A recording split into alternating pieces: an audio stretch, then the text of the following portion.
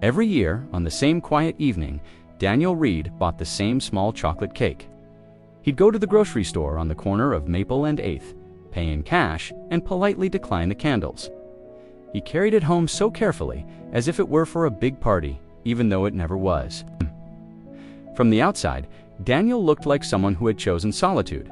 He had a stable job, a clean apartment, and neighbors who waved but never stopped to talk. But the truth was simpler and much heavier. Solitude had chosen him.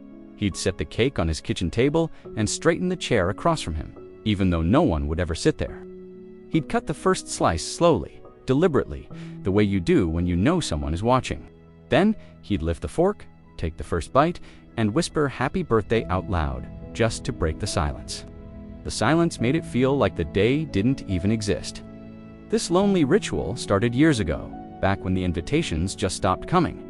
Friends got busy, phone calls turned into texts, and then texts faded into nothing at all. His family remembered his birthday in theory, but not really in practice. They'd send late messages saying, "Sorry, life got crazy," as if life hadn't always been that way. Daniel never complained. He never sent a reminder. He learned early on that reminding people to care only proves how little they already do. When he was younger, birthdays were loud. His mother would bake way too much, his father would tease him about getting older, and his friends would fight over who got the biggest slice of cake. But then his parents passed away within a few years of each other, and the house emptied out faster than his grief could even process. After that, Daniel tried hosting a few times himself. He sent out invites, cooked extra food, and waited by the window as the clock ticked past the party start time, but no one ever knocked. He'd tell himself people were just late, or that traffic was bad. Eventually, he told himself the truth and packed all the leftovers into containers that he would eat alone for days. So, he stopped inviting people. He stopped hoping. He started buying smaller cakes. He learned how to celebrate quietly without asking anyone to show up. Each year, he sat at that same table, ate that same slice of cake, and remembered all the times people had promised. Next year will be different. Next year never was. What hurt wasn't being alone. It was being forgotten while he was still alive. At work, his coworkers only knew it was his birthday because the company calendar sent an automatic notification. They'd say "Happy B-Day" in passing, and they meant well, but they were already moving on. Daniel would thank them, but he meant it less and less. That night, sitting across from the empty chair, he noticed how practiced his movements had become, how he angled the knife, how he wiped the crumbs, how he cut a second slice he didn't even want, but felt obligated to eat.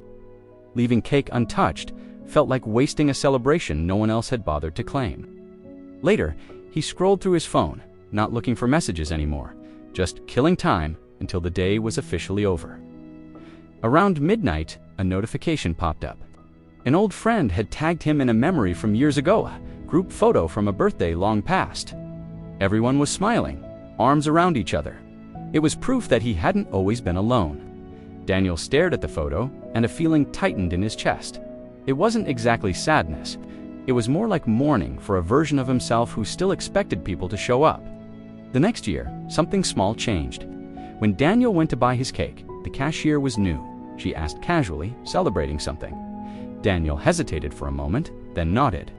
"My birthday," she smiled, a genuine warm smile. "Happy birthday," she said. It wasn't dramatic, it wasn't deep, but it was present. That night, Daniel still cut the cake himself, still took the first bite alone, but he didn't straighten the empty chair. He turned it sideways. He ate slower. He allowed the loneliness to exist without pretending it was just temporary. Over time, Daniel started to build meaning where people hadn't. He started volunteering on the weekends. He joined a small running group. He wasn't trying to replace anyone, he was just trying to stop shrinking. Some years, someone remembered his birthday. Most years, they didn't, but the cake ritual remained.